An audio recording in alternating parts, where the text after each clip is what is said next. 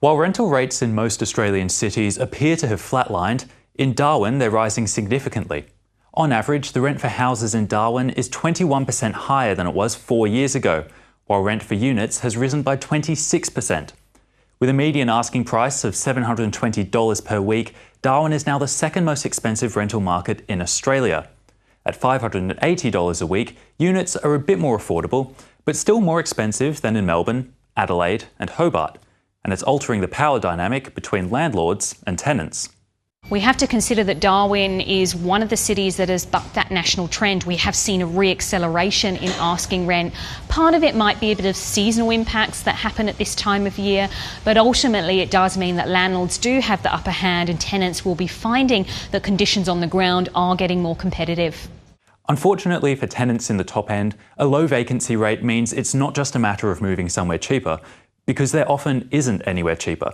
The most expensive suburbs for renting a house are dotted all across the city.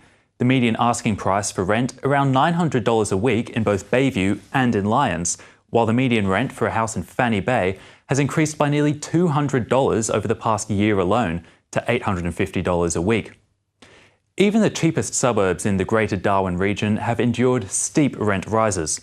The Palmerston suburb of Grey has the equal lowest median rent for houses and second lowest for units.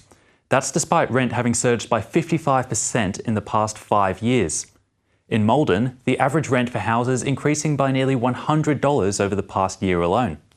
Now that might be great news for investors, but it could have dire ramifications for their tenants.